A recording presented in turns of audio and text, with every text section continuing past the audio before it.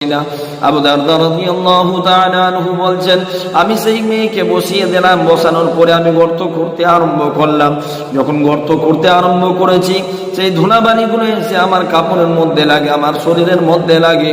আমার সেই বাচ্চা মেয়ে তখন উঠে এসে আমার শরীর থেকে ময়লাগুলো ছেড়ে দেয়, আমার কাপড়গুলো পরিষ্কার করে দেয় এবং বলে, আব্বা জান, আপনার কষ্ট হচ্ছে, আমার কষ্ট, আপনার কষ্ট দেখে আমার পিপাসা মিটে গিয়েছে, আমাকে আর পানি লাগবে না, আমি পানি পান করব না। আপনি যেখানে যাচ্ছেন আমাকে সেইখানেই নিয়ে চলেন। আসসালামু আলাইকুম, বিসমিল্লাহির রহমানির রহিম। আজকে আমার আলোচনা হচ্ছে আল্লাহর নবী সাল্লাল্লাহু আলাইহি ওয়াসাল্লাম আসার আগে আরবের মধ্যে এতটাই অন্ধকার ছেয়ে গিয়েছিল, এতটাই বর্বরতার যোগ ছিল যে মানুষ নিজেদের কন্যা সন্তানদেরকে জীবিত দাফন করে দিত। তো জীবিত কিভাবে দাফন করত সেই ঘটনা আপনাদের সামনে তুলে ধরছি। সকলেই আমরা শেষ পর্যন্ত শুনবো ইনশাআল্লাহ। আল্লাহর নবী সাল্লাল্লাহু আলাইহি ওয়াসাল্লাম একদিন সাহাবাদের সামনে আলোচনা করছেন জান্নাত সম্পর্কে।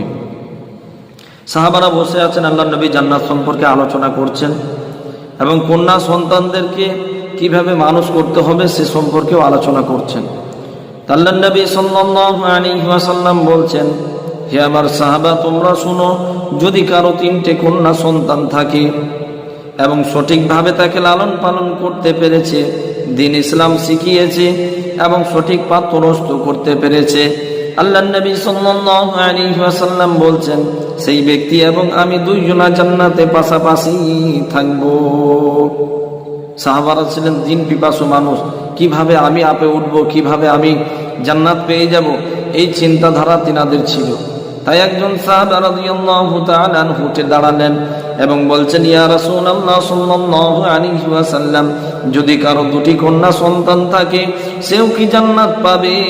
আল্লাহর নবী বললেন, 2টো কন্যা সন্তান যদি থাকে, সঠিকভাবে লালন পালন করেছে, তাকে দ্বীন শিখিয়েছে, ইসলাম শিখিয়েছে, কোরআন শিখিয়েছে, নামাজ শিখিয়েছে, তারপরে সঠিক পাত্রস্থ করতে পেরেছে, তাকে সঠিকভাবে সঠিক জায়গাতে বিবাহ দিতে পেরেছে, আল্লাহর নবী সাল্লাল্লাহু আলাইহি ওয়াসাল্লাম বলছেন, সেই ব্যক্তি এবং আমি দুইজনাই জান্নাতে পাশাপাশি থাকব। আর একজন সাহাবা রাদিয়াল্লাহু তাআলা আনহু উঠলেন, ওঠার পরে বলছেন, ইয়া রাসূলুল্লাহ সাল্লাল্লাহু আলাইহি ওয়াসাল্লাম, যদি কারো 1টা কন্যা সন্তান থাকে তাহলে সেও কি জান্নাতে আপনার সাথী হবে? আল্লাহর নবী বললেন, 1টা কন্যা সন্তান যদি থাকে এবং তাকেও দ্বীন শিখিয়েছে, লালন পালন করেছে সঠিকভাবে, ইসলাম অনুযায়ী তাকে ইসলামের আদর্শ শিখিয়েছে এবং সঠিক পাত্রস্থ করতে পেরেছে, সঠিক জায়গাতে বিবাহ দিতে পেরেছে, আল্লাহর নবী বলছেন, সেই ব্যক্তি এবং আমি দুইজনা জান্নাতে পাশাপাশি থাকব। তো সাহাবাদের মাঝখানে একজন সাহাবা তখন হাউমাউ করে ক্রন্দন করতে আরম্ভ করেছেন।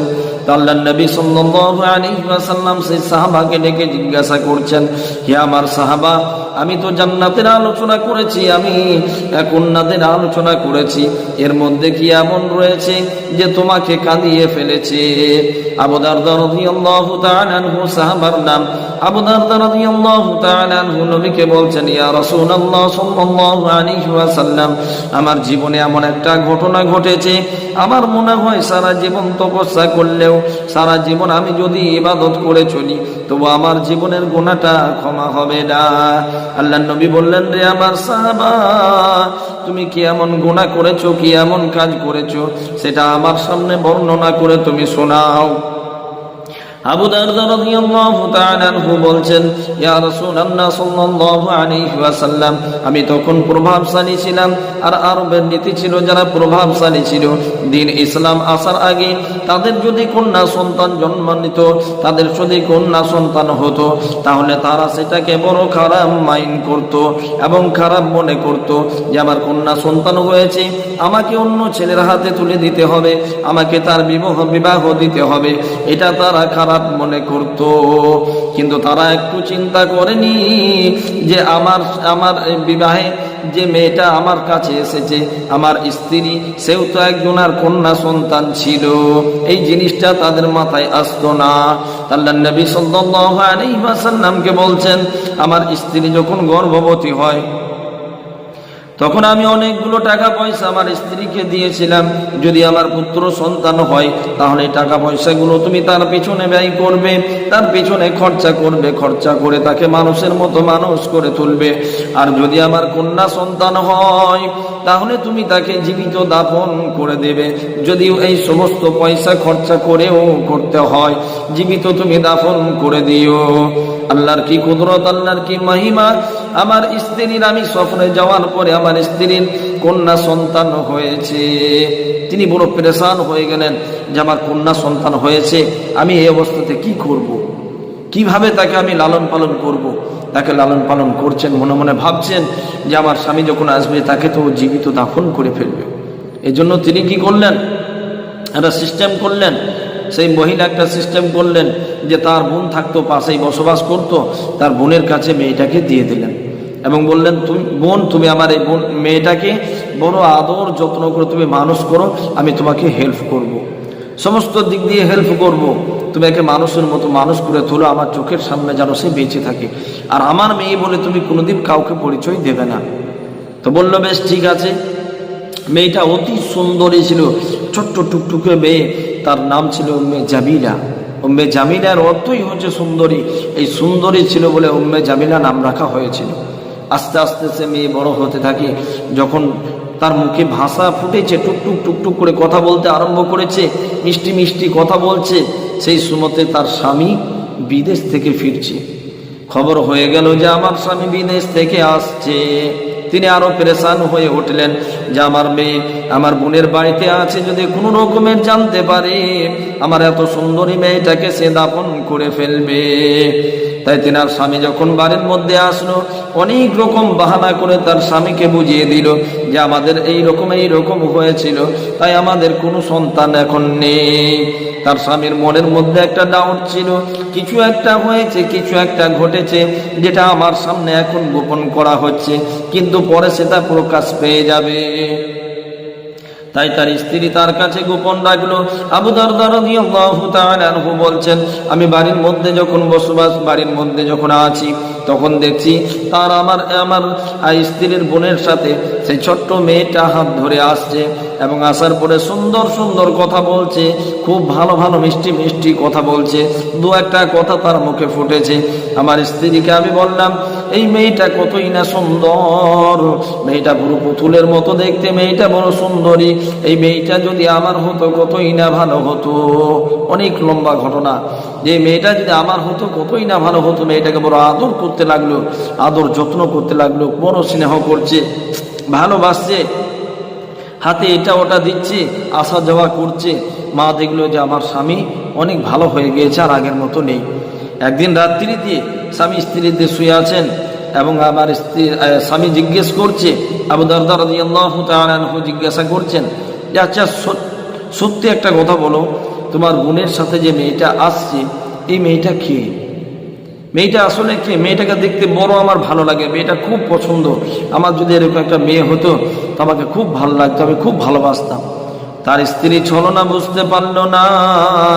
আবু দারদা রাদিয়াল্লাহু তাআলা আনহুর স্ত্রী তখন বলে ফেললেন যে মেয়েটা আমার বাড়িতে আসছে এবং আপনি যে মেয়েটাকে দেখছেন এই মেয়েটাই হচ্ছে আপনার কন্যা সন্তান। আবু দারদা রাদিয়াল্লাহু তাআলা আনহু বলছেন, আমার হৃদয়টা এতটাই পাথরের মতো ছিল, এতটাই পাথরের মতো শক্ত ছিল যে আমি সাথে সাথে ভাবতে লাগলাম, আমার শরীরটা গরম হয়ে গেল এবং আমার শরীর গরম হয়ে যাওয়ার কারণে আমি ঘামতে আরম্ভ করলাম। আমার স্ত্রী বলছেন যে ওগো আমার স্বামী, তুমি কেন এইভাবে ঘামছো? আমি তো বুঝতে পারলাম না। আমার স্ত্রীকে বললাম যে আমার তো কন্যা সন্তান হয়েছে, আমার অনেক ধন সম্পদ আছে, এই সম্পদগুলো কিভাবে তাকে বুঝিয়ে দেব, কিভাবে তাকে গুছিয়ে দেব, সেটাই আমি বুঝতে পারছি না। তারপরে কিছুদিন এইভাবে চলতে থাকে, চলতে চলতে একদিন হঠাৎ করে উম্মে জামিনাকে বলল যে তার স্ত্রীকে বললেন যে হ্যাঁ আমার স্ত্রী, তুমি এক কাজ করো, আমার এই কন্যা সন্তানকে সুন্দরভাবে সাজিয়ে দাও এবং সুন্দরভাবে কাপড় পরিয়ে দাও। আমি একে এমন জায়গা নিয়ে যাব যে জায়গাতে অনেক ধন সম্পদ রাখা আছে, সেগুলো তাকে একবার দেখিয়ে নিয়ে আসবো। তেনার স্ত্রী কিন্তু বুঝতে পারলেন না। যে আমার কন্যা সন্তানকে আমার স্বামী কোথায় নিয়ে যাবে এবং কেনই বা নিয়ে যাবে, কিসের জন্য নিয়ে যাবে। তো সে উম্মে জামিলাকে সুন্দরভাবে গোসল করিয়ে দিলেন, সুন্দরভাবে সাজিয়ে দিলেন তার মা নিজের হাতে। সাজানোর পরে তার আব্বার হাত ধরে পাঠিয়ে দিলেন। কিন্তু একটা বারও তিনি চিন্তা করলেন না, একটা বারও তিনি বুঝতে পারলেন না যে আমার মেয়েকে এই গোসল করানো এটাই আমার শেষ, কাপড় পরানো এটাই আমার শেষ।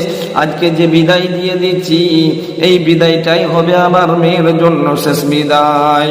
আবু দারদা রাদিয়াল্লাহু তাআলা আনহু নিয়ে চলে গেলেন। মরুভূমির ময়দানে যাচ্ছেন যাচ্ছেন যাচ্ছেন, অনেক দূর যাওয়ার পরে সেই ছোট্ট মেয়েটা বলছে, আব্বা জান আমাকে বড় পিপাসা লেগেছে, যদি একটু পানির ব্যবস্থা হতো তাহলে বড় ভালো হতো, আমি সহ্য করতে পারছি না।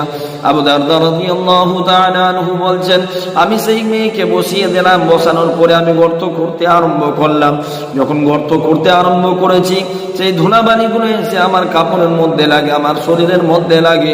আমার সেই বাচ্চা মেয়ে তখন উঠে এসে আমার শরীর থেকে ময়লাগুলো ছেড়ে দেয়, আমার কাপড়গুলো পরিষ্কার করে দেয় এবং বলে, আব্বা জান আপনার কষ্ট হচ্ছে, আমার কষ্ট, আপনার কষ্ট দেখে আমার পিপাসা মিটে গিয়েছে, আমাকে আর পানি লাগবে না, আমি পানি পান করব না, আপনি যেখানে যাচ্ছেন আমাকে সেইখানেই নিয়ে চলেন।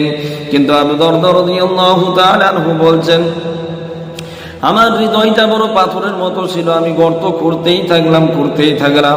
যখন গভীর গর্ত হয়ে গেল তখন আমার মেয়েকে বললাম, দেখো মা এবার হয়তো পানি এসেছে, তুমি কাছে যাও এবং তাকিয়ে দেখো। যখন কাছে গিয়েছে, যে একটু ঝুঁকেছে আর আমি ধাক্কা দিয়ে আমার মেয়েকে গর্তের মধ্যে ফেলে দিলাম। আল্লাহর নবী সাল্লাল্লাহু আলাইহি ওয়াসাল্লাম বুক ফেটে দুই চোখ দিয়ে অশ্রু বয়ে যাচ্ছে, অঝরে কাঁদছেন তিনি। আল্লাহ নবী সাল্লাল্লাহু আলাইহি ওয়াসাল্লাম দুই চোখে পানি গড়গড় করে বয়ে যাচ্ছে, এমনকি দাড়ি মোবারক পর্যন্ত ভিজে গিয়েছিল। আল্লাহ নবীকে বলছেন, ওগো আমার নবী, তারপরে আমি ক্ষান্ত হই নাই। আমার মেয়েকে গর্তের মধ্যে ফেলে দেওয়ার পরে আমি চতুর্দিক থেকে বালি ফেলতে আরম্ভ করেছি। যখন বালি ফেলতে আরম্ভ করেছি, আমার কন্যা সন্তান উম্মে জামিলা সে বুঝতে পেরেছে যে আমার আব্বা আমাকে এখানে জীবিত দাফন করে দেবে। তাই সে দুই হাত তুলে আমার কাছে বলছে, আব্বা জান আমাকে জীবনের মতো জীবন ভিক্ষা দাও, একবারের মতো আমাকে জীবন ভিক্ষা দাও। তুমি যেদিকে নিয়ে এসেছো আমি সেই দিকে যাব না, আমি তার উল্টো দিকে চলে যাব। কিংবা আমাকে এমন এক জায়গাতে গিয়ে রেখে আসো যে জায়গা থেকে আমি আর কোনোদিন বাড়ি ফিরতে পারবো না। আমি তোমাকে কোনোদিন আব্বা বলে পরিচয় দেবো না, তোমার পরিচয় আমি কারোর কাছে বলবো না। আমি নিজের জীবনটা কষ্ট করে অতিবাহিত করে নেব, আমার নিজের জীবনটা কষ্ট করে কাটিয়ে নেব। কিন্তু আবু দারদা রাদিয়াল্লাহু তাআলা আনহু বলছেন, আমি তার কোনো কথাই শুনলাম না। আস্তে আস্তে আস্তে আস্তে বালি ফেলতে আরম্ভ করলাম। যখন বুক পর্যন্ত বালি চলে এসেছে, তখন আমার মেয়ে বলছে, আব্বা জান তুমি আমাকে এই অবস্থাতেই ছেড়ে চলে যাও, আমি যদি কোনো রকমে বের হতে পারি তবু আমি তোমার বাড়ির দিকে যাব না, আমি উল্টো দিকে চলে যাব এবং তোমাকে আব্বা বলে আমি কোনোদিন পরিচয় দেব না। এই বলা ছিল। আবু দারদা রাদিয়াল্লাহু তাআলা আনহু বলছেন, যখন শেষ মুহূর্তে এবার বালি ঢাকা পড়ে যাবে, যখন সে আব্বা বলে চিৎকার করেছে, উপর থেকে বালি ফেলেছি তার মুখের মধ্যে গিয়েছে আর তার মুখটা বন্ধ হয়ে গিয়েছে, মনে হয় সেই সময়তেই সে শেষ নিঃশ্বাস ত্যাগ করেছে। অতএব আমি সমস্ত বালিকে আস্তে আস্তে করে সমস্ত বালি দিয়ে ঢাকা দিয়ে দিলাম। কিন্তু ইয়া রাসূলুল্লাহ সাল্লাল্লাহু আলাইহি ওয়াসাল্লাম, আজও সেই আমার মেয়ের আব্বা ডাক আমার কানের মধ্যে বাজে। আমি এখনো শুনতে পাই যে আব্বা বলে আমার মেয়ে আমাকে ডাকছে। আল্লাহর নবী সাল্লাল্লাহু আলাইহি ওয়াসাল্লাম বললেন, হে আমার সাহাবা, তুমি এমন একটা কর্ম করেছো বড় বেদনাদায়ক, বড় কষ্টদায়ক। আল্লাহর নবী সাল্লাল্লাহু আলাইহি ওয়াসাল্লাম কাঁদছেন, সাহাবারা ক্রন্দন করছেন, অঝরে তিনারা কাঁদছেন, সকলেই কাঁদছে। কিন্তু আবু দারদা রাদিয়াল্লাহু তাআলা আনহু তিনি ইসলাম পাওয়ার কারণে ক্ষমা পেয়ে গিয়েছেন। আল্লাহ সুবহানাহু ওয়া তাআলা কিয়ামতের দিনে এই যারা জীবিত দাফন হয়েছে, যেই ছোট্ট ছোট্ট মেয়েরা জীবিত দাফন হয়েছে, কিয়ামতের দিনে যখন তাদেরকে তুলবেন এবং তাদেরকে প্রশ্ন করা হবে যে তোমাদেরকে কেন জীবিত দাফন করা হয়েছে, তারা নিষ্পাপ। তারা কি বলবে? যে আমরা এই অন্যায় করেছিলাম বলে দাফন করা হয়েছে? না, তারা নারী বলে তাদেরকে, মেয়ে বলে তাদেরকে দাফন করে দেওয়া হলো। তাজেদার দোস্ত, আজকেও আমার আপনার বাড়িতে যদি কন্যা সন্তান আসে, এটা আমার সৌভাগ্য, এটা আমার সৌভাগ্য, পরম সৌভাগ্য। আল্লাহ সুবহানাহু ওয়া তাআলা, আল্লাহ নবী সাল্লাল্লাহু আলাইহি ওয়াসাল্লাম বলছেন, যে বাড়িতে কন্যা সন্তান জন্ম নিবে সেই বাড়িতে রহমতের ফেরেশতার আসা যাওয়া আরম্ভ হয়ে যাবে, আসা যাওয়া আরম্ভ হয়ে যাবে। এই জন্য আজিজার দোস্ত, কন্যা সন্তানকে, মেয়েদেরকে বড় আদর করব, বড় ভালোবাসবো, বড় যত্ন করব, তাদেরকে দিন শেখাবো, কোরআন শেখাবো, ইসলামের আদর্শ শেখাবো, তাদেরকে গাইড করব, তাদেরকে ভালো রাখবো, তারা কিভাবে ভালো থাকবে সেই চিন্তাধারা নিয়ে আমি সঠিকভাবে দিন শেখানোর পরে সঠিক পাত্রের হাতে যেন তুলে দিতে পারি। এই চিন্তাধারা নিয়ে যদি চলি, আজও যদি এই আমল আমি করে চলি, আল্লাহ নবী সাল্লাল্লাহু আলাইহি ওয়াসাল্লাম আর যে ব্যক্তি মেয়েকে এইভাবে মানুষ করবে, সেই দুজনে আল্লাহ নবী সাল্লাল্লাহু আলাইহি ওয়াসাল্লামের পাশে জান্নাতে থাকবে। তাদের দোস্ত, আল্লাহ সুবহানাহু ওয়া তাআলা আমাকে আপনাকে সকলকে মেয়েদেরকে ভালোবাসার তৌফিক দান করুন। আমিন সুম্মা আমিন। বক্তব্যের মধ্যে কোনো রকমের মন্তব্য থাকলে একটা কমেন্ট করবেন আর একটা লাইক দেবেন, আমাদের চ্যানেলটা সাবস্ক্রাইব করে রাখবেন, বেল আইকন প্রেস করে পাশে থাকবেন। আসসালামু আলাইকুম ওয়া রাহমাতুল্লাহি ওয়া বারাকাতুহু।